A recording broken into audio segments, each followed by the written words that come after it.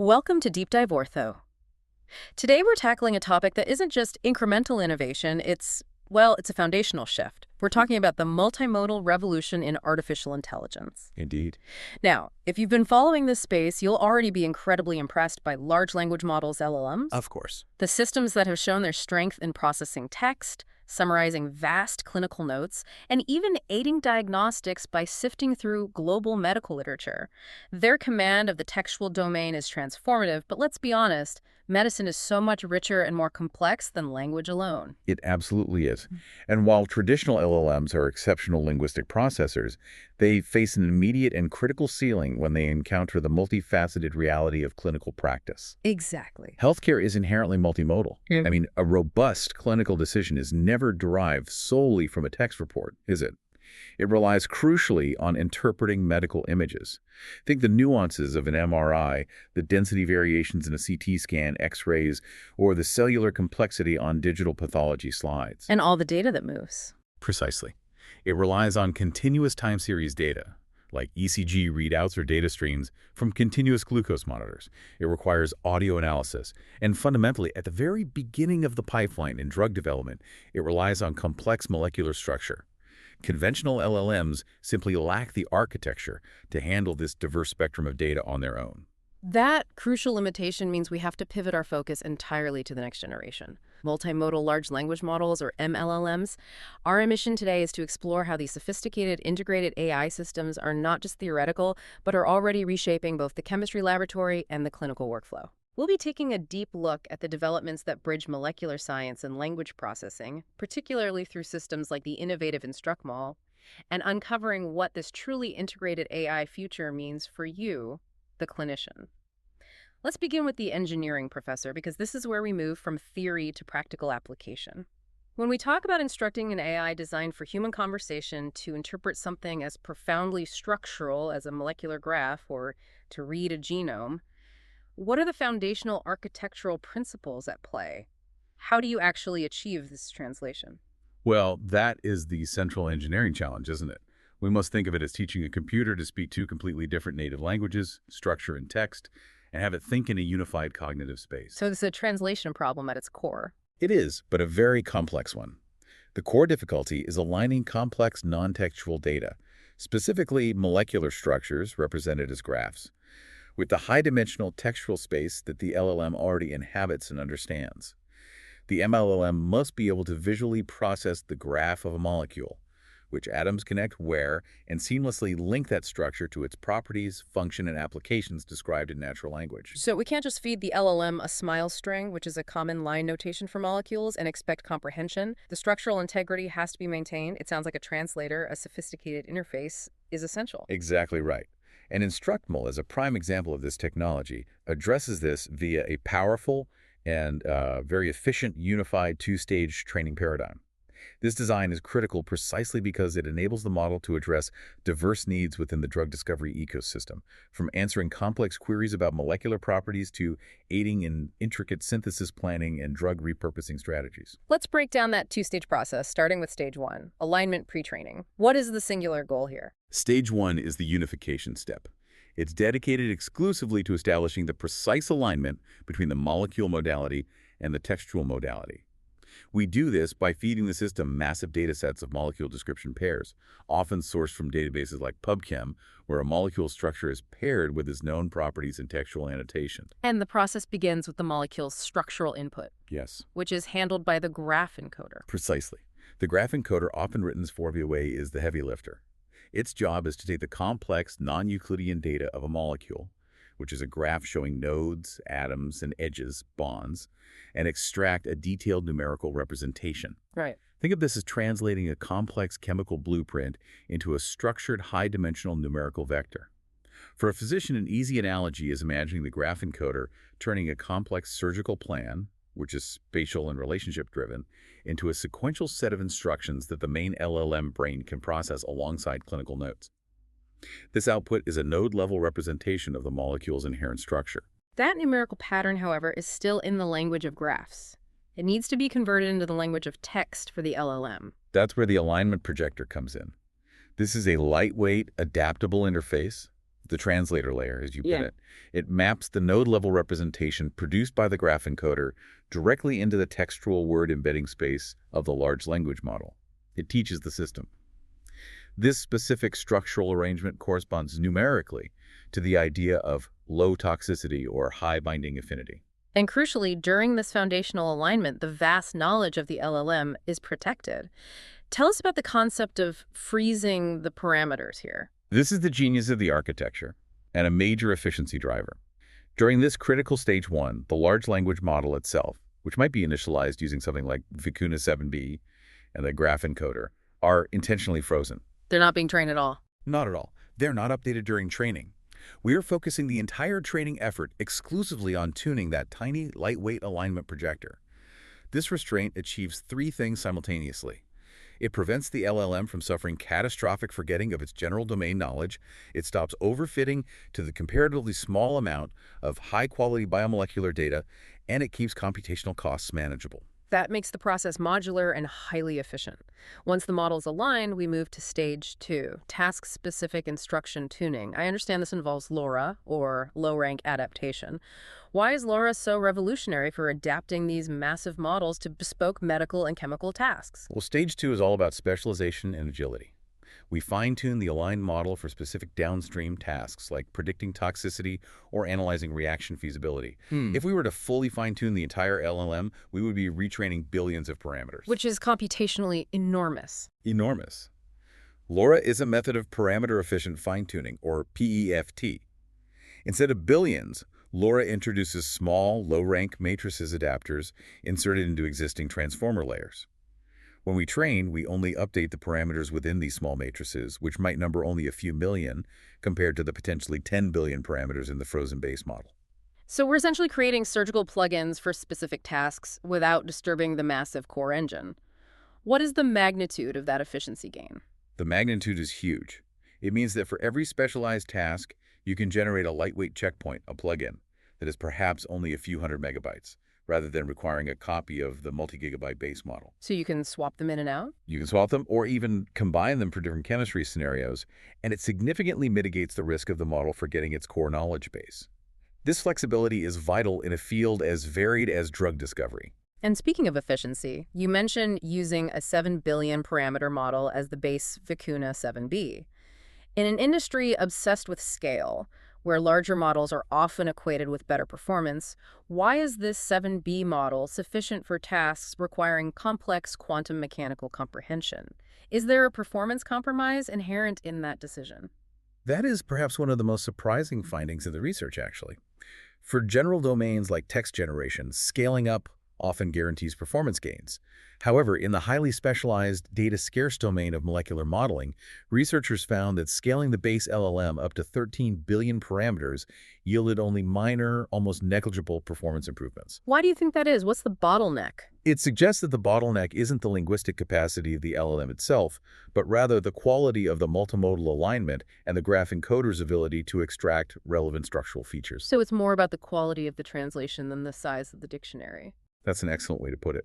For molecular tasks, the critical intelligence lies in the structural feature representations, not brute force linguistic scaling.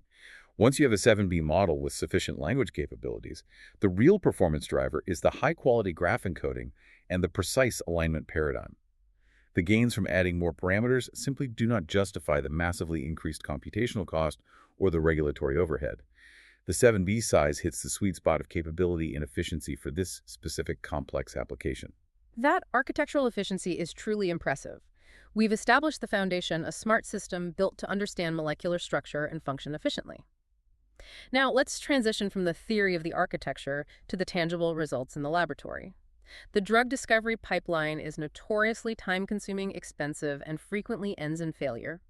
What demonstrated capabilities does a system like InstructMol possess that actively streamlines that arduous process? Right, and the application of MLLMs in the lab is all about reducing uncertainty and accelerating hypothesis generation. InstructMol has proven its utility by excelling across three critical facets of drug discovery, and in doing so, it significantly reduces the performance gap between these integrated MLLMs and older, narrow specialist models built for only one prediction task. Let's look first at compound property prediction. This is where we move from a chemical structure to predicting how it will physically or biologically behave. This is fundamental. We test the model on both regression and classification. In regression tasks, we're asking the model to predict precise numerical values for quantum mechanics properties, things like the energies of the highest occupied molecular orbital, HMO, the lowest unoccupied molecular orbital, LUMO, and the difference between them, the homoluno gap, delta epsilon. And these properties are key to a molecule's behavior. Absolutely paramount. They dictate a molecule's reactivity, its electronic behavior, and its overall stability. And achieving precision here is crucial. How well does it perform? And more importantly, what does that level of precision mean for a synthetic chemist? The model performed exceptionally well. The InstructMol variant that uses both structural and sequential information, what they call InstructMol GS, achieved an average mean absolute error, or MAE, as low as 0.0050 across those quantum properties. Okay, 0.0050. What does that mean in practical terms? To translate that technical metric into practical impact, in quantum mechanics, MAE is an absolute measure of prediction fidelity. Achieving 0.00050 means the AI is predicting fundamental electronic structure with precision high enough to guide synthesis with real confidence. So if a chemist traditionally relied on expensive, time-consuming density functional theory calculations or risked synthesis with less precise modeling, this MLLM offers near real-time, highly accurate guidance. Yes, it dramatically cuts the time and cost associated with validating a potential drug candidate. That's a huge shift. It is. It shifts the synthesis process from a costly trial and error approach to a much more efficient AI-guided workflow. Now, moving to the classification side, which is perhaps more immediately relevant to biological function, we test binary outcomes, simple yes or no predictions for molecular biological activity on established benchmarks. Such as determining if a drug can penetrate the blood-brain barrier. Exactly. We use benchmarks like BACE, which is relevant to Alzheimer's research, BBBP for blood-brain barrier penetration and HIV activity. The model achieved very strong ROC-AUC scores across these, demonstrating a robust, high-confidence understanding of molecular properties relevant to biological interaction. And it provides context, not just a number. Critically, yes. The model doesn't just output a probability score. It provides a contextual, language-based interpretation. For example, when asked to evaluate a specific compound's impact on HIV, the system might respond, yes, based on the input graph structure and known activity profiles, this compound can effectively prevent HIV virus replication. This immediate contextual feedback is incredibly valuable. That direct language output is a huge advantage for human interpretation. Beyond prediction, let's look at synthesis itself, chemical reaction analysis. This is the ultimate test of the model's understanding of chemical transformation, isn't it? Indeed. It demonstrates the MLM's capacity to accelerate lab work. InstructMol excels in three core areas here. First is forward reaction prediction, anticipating the exact product or products that will result from a given set of reactants and reagents. The model achieved a BLEU score of 0.967, which indicates an extremely high accuracy in generating the correct resulting chemical formula. So it's effectively automating the prediction of complex organic chemistry outcomes. That's right. Then there is the reverse, the arguably more challenging task, retrosynthesis. Retrosynthesis prediction, the reverse engineering step. This is absolutely vital for pharmaceutical manufacturing. It requires the AI to look at a target, a highly complex molecule, and determine the sequence of starting materials and reactions needed to produce it efficiently. This is a task that often demands high-level human intuition and massive knowledge recall. And by automating it. By automating this, the MLLM radically accelerates the process of making complex, novel drug candidates manufacturable at scale. And finally, reagent prediction. That's the third area. The model handles reagent prediction, identifying the necessary, often subtle, substances required for a reaction to proceed efficiently. A researcher can pose a question like, given this reactant and this target product, can you provide potential reagents, catalysts, and conditions? The model provides a concise, accurate list, which can eliminate extensive manual literature searches or, indeed, failed experiments. The final capability in this section is molecule description generation. Why is generating a description considered a more robust and demanding test than, say, a simple classification? Well, classification is a closed task. You're choosing from a predefined list of labels. Description generation is open-ended and highly demanding. It requires the MLLM to synthesize raw data, the molecular structure, the numerical quantum properties, the bioactivity scores, and weave them into a coherent, comprehensive textual description covering structure, properties, function, and application. It's a genuine measure of the model's holistic comprehension. It's a test of its ability to translate complexity into natural language fluency. Exactly. And the multimodal approach, combining structural and sequential data, proves superior for this challenging synthesis task. Yes, that was my next question. It did, measurably so. The results confirmed that incorporating both the structural information from the graph encoder and sequential information using representations like selfies, which are highly robust for describing chemical structure, yielded superior results. There was an approximate 2% improvement in overall quality metrics when both modalities were integrated compared to relying solely on the structural graph. It is the synergy of multiple data views that allows the MLLM to produce a truly nuanced and accurate description. The acceleration in drug discovery is clearly revolutionary. But for the clinical professional, the immediate impact of MLLMs will be felt at the point of care. If we consider a patient, their data profile is a complex matrix of images, time series data, notes, and biological blueprints. Professor, how are MLLMs starting to weave all of that disparate information into a unified, actionable patient view? This is the fundamental promise MLLMs deliver in healthcare, shattering the data silos. Traditionally, you had one AI for radiology, one for note summarization, one for genomics. They didn't talk to each other. MLLMs, being inherently multimodal, are designed to process and synthesize this full spectrum of data simultaneously to create a truly holistic patient assessment, moving us closer to general AI in medicine. Let's start with medical images. How do MLLMs handle the sheer volume and diversity of imaging data? Well, they process all major imaging modalities: CT, MRI, X-rays, and even gigapixel resolution digital pathology slides. The applications are already transforming standard practice. In radiology, MLLMs generate highly automated, precise reports, often identifying subtle anomalies like microcalcifications or early tumor indicators faster and sometimes more consistently than human reviewers alone. And in other areas? In pathology, they offer real-time slide interpretation, identifying disease markers that are often subtle to the human eye. In primary care, they can analyze photos of skin lesions, dramatically supporting the early detection and classification of dermatological conditions like melanoma, simply from a mobile phone image linked to a patient's EHR. There's an ongoing debate in the AI community. Is it better to develop a highly specialized MLLM just for, say, cardiac CTs, or should we rely on a generalist model that understands all types of medical images? It's a crucial debate, the generalist versus the specialist MLLM. What the evidence is starting to show, particularly with models like Elave Med, is that the generalized feature representation learned during massive device pre-training imbues these generalist models with an inherent powerful understanding of medical images. So the generalist can hold its own. In specific, constrained medical contexts, these generalist models can sometimes match or even slightly outperform specialized task-specific models. That's a highly relevant insight for hospitals planning their IT spend. It suggests that a single, well-trained general MLLM could be a data-effective solution across multiple specialized departments, offering a robust foundation without the need for bespoke engineering for every subspecialty. Absolutely. The generalist foundation offers immediate utility. Now let's consider the data that changes constantly. Temporal data. This is the continuous life stream of the patient. This is perhaps the most challenging data stream because it's not static. It is fundamental to critical care and long-term disease management. MLLMs are uniquely designed to process time-stamped sequences, giving them potent predictive capabilities for acute events. We look at two data categories. First, time series data, regularly timed high-frequency data points.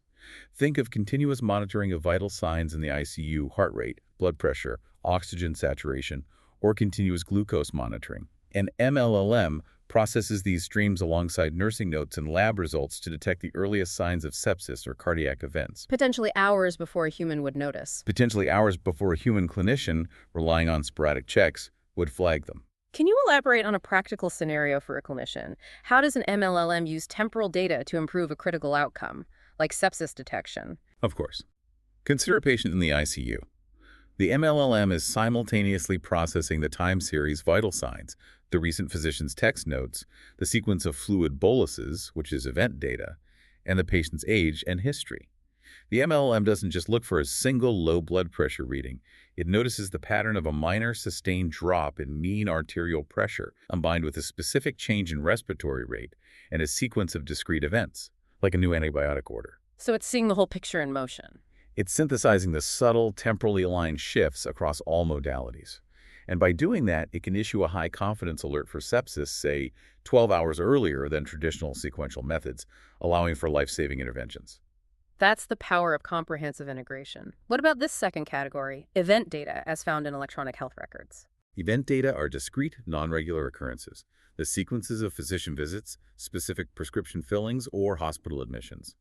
MLLMs analyze the sequence and context of these discrete events within the EHR to construct a truly comprehensive longitudinal patient history. This allows for far more accurate predictive modeling of clinical outcomes, anticipating the need for readmission or predicting the long-term trajectory of a chronic disease based on historical care pathways. Finally, let's move to the blueprint level. Omics data genomics, proteomics, transcriptomics. How does the MLLM integrate this deep biological data into the clinical picture? Omics data integration is really the bedrock of personalized medicine, especially in fields like oncology and cardiology. MLLMs process and interpret these highly complex data sets to uncover novel biomarkers and, critically, predict individual patient responses to specific treatments. So this is about avoiding ineffective treatments. Exactly. If you look at precision oncology, predicting how a patient's tumor will react to a targeted therapy based on its genomic and proteomic profile is paramount to avoiding ineffective toxic treatments. These models also feed back into the drug discovery process by refining predictions of drug efficacy and identifying potential side effects based on diverse omics profiles. Do MLLMs simply replace the highly specialized omics models we already rely on? No, they act as an aggregator. Within the omics domain, we already have very specialized language models, for example, DNA sequence models like DNA-BERT and GPN, which focus on predicting variant effects. Similarly, protein language models like ProTrans focus on structure prediction. The MLM's role is to unify the findings of these specialists with the clinical picture, the image analysis, the notes, the time series, to provide a synthesis that a human clinician can use to make a personalized treatment decision. Now let's look at the ultimate ambition of this generation, any-to-any MLLMs. You mentioned that currently output is often limited to text, even with multimodal input. What does the fully realized future of clinical interaction look like when the output is also multimodal? The any-to-any model signifies the maturation of this revolution. Today, you input an image in text and you get a text report back. The future MLLM receives perhaps a clinical note, a full CT scan, a 20-second audio clip of a patient describing their pain, and potentially even omics data. The output should be delivered in the most effective, multimodal format tailored to the recipient. That requires engineering the non-textual output. How challenging is it for a model to generate an annotated image or synthesize realistic medical audio? It's incredibly challenging. Generating text is relatively straightforward for an LLM. Generating an annotated image, meaning the model must accurately identify tumor in a scan, create a precise bounding box around it, and overlay an informative caption, requires sophisticated spatial reasoning and image generation capability that current text models lack. And the same for audio, I imagine. Similarly, synthesizing high-quality, realistic medical audio, such as an explanation for a patient, requires text-to-speech models that retain empathetic tone and clinical accuracy. The ultimate revolutionary output must seamlessly combine these elements. Give us that revolutionary example again. A fully operational find. Any-to-any MLLM receives all of a patient's data. The output is a comprehensive textual report for the clinician, summarizing the findings, and an annotated version of the CT scan highlighting all areas of concern for the radiologist, plus a synthesized audio explanation of the findings, simplified and tailored for the patient's understanding. This comprehensive communication capability is what makes the any-to-any system absolutely essential for achieving general, trustworthy AI in clinical healthcare. This technology presents a breathtaking promise, but its complexity is its vulnerability. For systems handling life-critical patient data, we must dissect the technical and safety hurdles they introduce. Professor, if we begin with data fusion, how do we successfully merge such diverse streams of patient data, text, image, time series, and ensure they are aligned perfectly in space and time? Data fusion is the Achilles heel, particularly temporal and spatial alignment. If an MLLM is asked to correlate a specific lab result with a patient's time series vital signs, and the timestamps are even slightly misaligned, the diagnosis could be fatally flawed. An MRI taken last Tuesday must align with the notes and drug regime from that specific day, not the generalized notes from the week before. And the problem is exacerbated by data sparsity, patchy records, missing frames in monitoring video, or gaps in the electronic health record. Precisely. Data sparsity and missingness profoundly impact diagnostic accuracy. We are seeing advanced strategies developed to manage this. We utilize prompt-based multimodal fusion, which enables more bidirectional interaction between modalities, allowing the model to query one data type based on a finding in another. We also use hybrid fusion, integrating unstructured data like clinical notes with highly structured data like sensor readings. You mentioned tensor fusion. For our audience, which is largely clinical, that sounds like pure engineering jargon. Can you explain what a higher order tensor does in practical terms for integrating patient data? Let's use an analogy. Imagine you have three key features: a chest x-ray result, the patient's heart rate history, and the physician's text note. A traditional model might analyze them separately.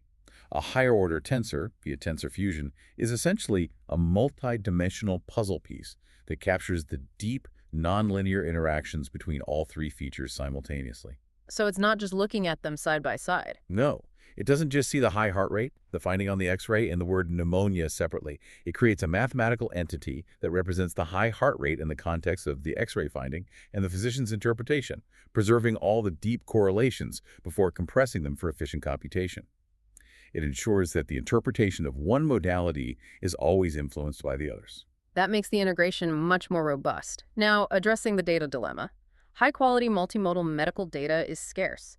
How do we train these massive models without compromising privacy or running out of training material? Data scarcity is a fundamental limitation. We rely heavily on public datasets like MIMBC, but these are constrained in their range of modalities. We employ two critical solutions. Firstly, synthetic data generation, using sophisticated generative models to create realistic, diverse, multimodal patient scenarios without using actual identifiable patient data. This helps improve model robustness and safety. And the second solution is key to data access in a regulatory environment like the UK or the EU. That is federated learning. It is an elegant solution to privacy concerns. Federated learning allows MLLMs to train on decentralized datasets spread across multiple independent healthcare institutions. The model learns from this vast, collective, distributed dataset, but the sensitive, raw patient information never leaves the hospital network or crosses geopolitical boundaries. So only the learning is shared, not the data. Only the model updates, the trained weights, are aggregated centrally. This is critical for meeting stringent governance requirements. Moving to the computational side, scalability is a real worry. These models are huge. How can a busy NHS trust practically run these systems in real time without investing in a supercomputing cluster? Minimizing inference latency is non-negotiable for critical care. We talked about parameter-efficient fine-tuning during training, where methods like LoRo keep the trainable parameters to a bare minimum, and StructMol used fewer than 100 million parameters, a tiny fraction of the total. What about the deployment phase, where speed is paramount?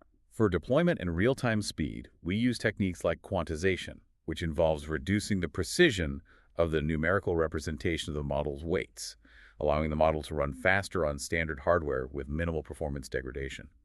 Secondly, knowledge distillation is employed, where a larger, high-performing teacher model trains a smaller, faster student model to mimic its performance. These methods dramatically reduce the computational burden. And that gets you the near real-time responses necessary in an emergency department or surgical setting. Our final technical point, and perhaps the most crucial for clinical buy-in, is model interpretability.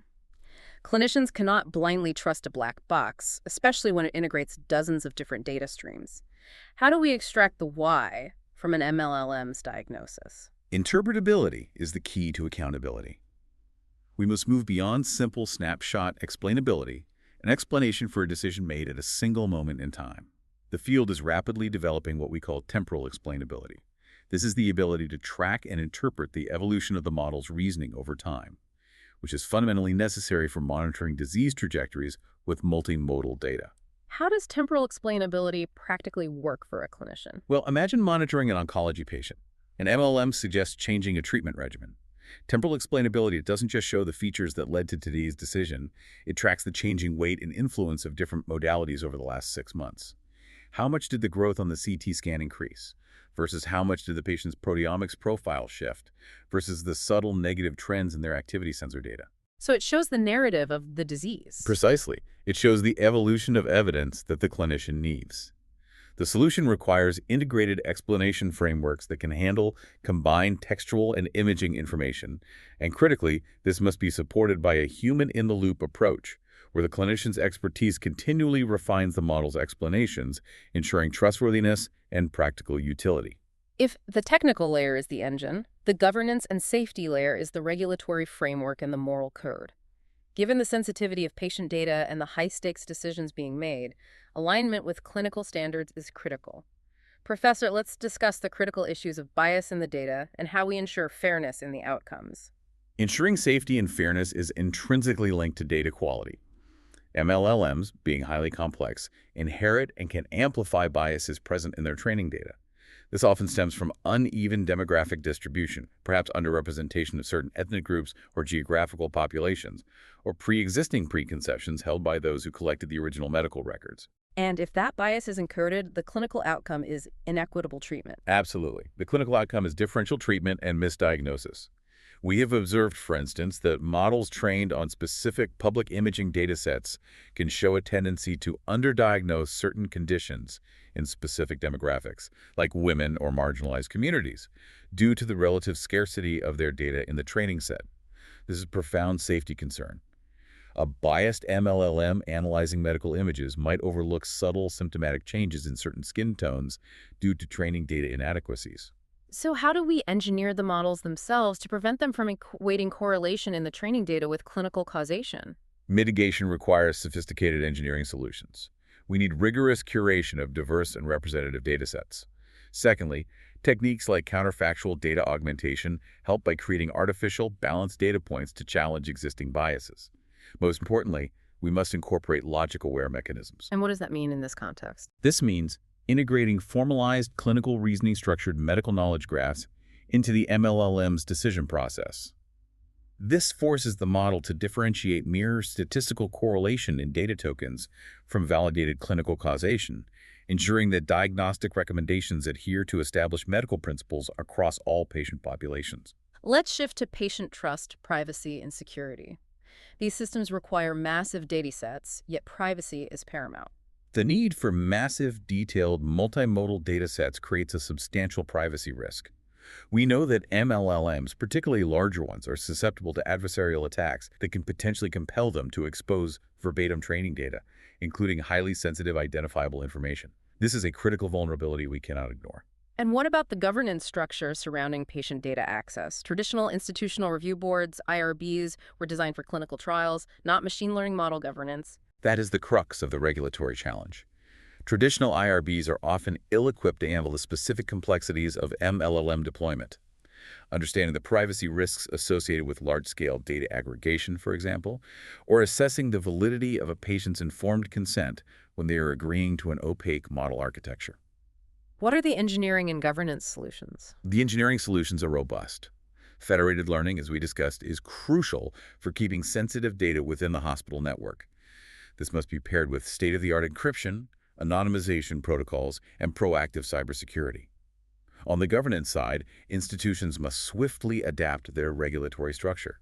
This means adapting IRBs to incorporate expertise in machine learning engineering, data science, and clinical informatics, enabling them to proactively manage the novel consent and privacy challenges posed by these dynamic AI systems. Our final concern is safety and alignment, ensuring the MLM's decisions align with the nuanced ethical standards of the medical professional. Alignment is the ultimate goal. The models must be trained to prioritize patient safety above all else, even if it occasionally means sacrificing pure technical accuracy in favor of caution. This is a challenge because we need frameworks analogous to those used in text-only models, such as dynamic policy optimization, or DPO. DPO ensures that the model's recommendations are ethically aligned with human preferences. And how is that alignment achieved? This safety alignment requires training the models by simulating a diverse and representative range of clinical and ethical scenarios.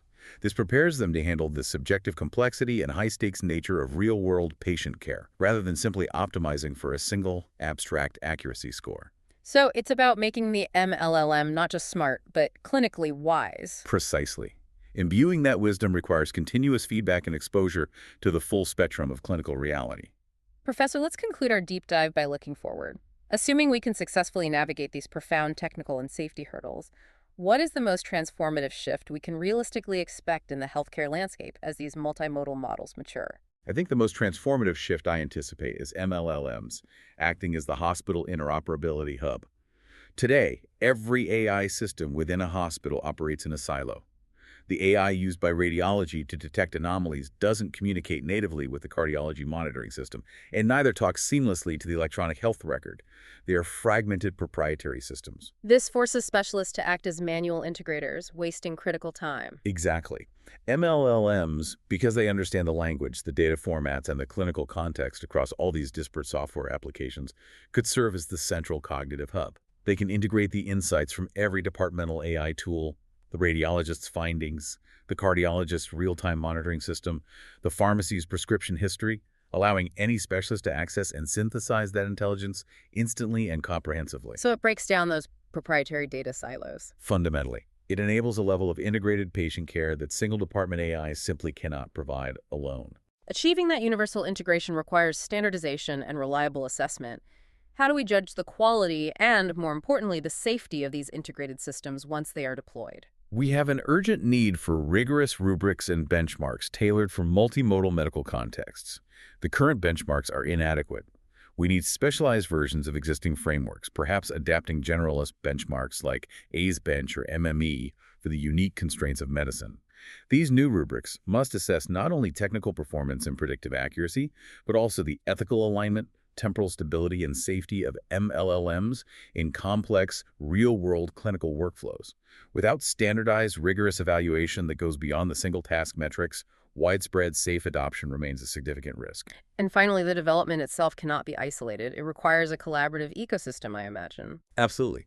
AI development in healthcare is too complex, too resource-intensive, and too critical for a single organization to manage. It necessitates fostering genuine multidisciplinary collaboration with four core external stakeholders. We must engage constantly with regulatory bodies to ensure compliance with rapidly evolving guidelines, such as the EU AI Act, embedding compliance into the development lifecycle. And academia. We must collaborate with academic and research institutions to ensure we are incorporating validated, evidence-based, cutting-edge clinical approaches.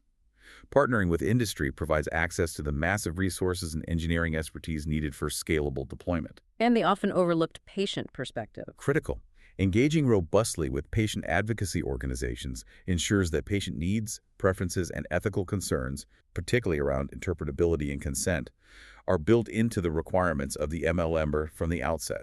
This ensures the technology serves the patient first and helps foster essential trust within the community. If you found this discussion invaluable for understanding how MLMs are reshaping the medical landscape, please do take a moment to rate and share this deep dive. My final takeaway for the medical professional is this. MLLMs represent a necessary evolutionary step. They are not merely replacements for existing AI. They are extensions that build upon the foundations of language and vision models. While the journey involves significant hurdles, data quality, governance, computational cost, the comprehensive, unified, multimodal patient view they promise is not just beneficial, it is essential for achieving truly general, reliable AI systems capable of handling the multidimensional reality of advanced healthcare. So what does this all mean? We've seen the immense potential in reasoning and planning, particularly in chemical synthesis, but we've also acknowledged that early complex agent models have sometimes shown instability or struggled with integrating diverse external tools. The immediate practical question for all of us overseeing this transition is, how quickly can we robustly and reliably augment these MLLMs with external, dedicated clinical and chemical tools, the existing validated specialist models, to maximize their high-level reasoning and planning capabilities, thereby guaranteeing their safety and reliability before we move to widespread, life-critical clinical adoption? A fascinating challenge of augmentation and trust. Professor, thank you for guiding us through this incredibly detailed and forward-looking deep dive. It was a pleasure. Thank you. And thank you, the listener, for joining us on Deep Dive Ortho. We'll be back next time with another essential exploration.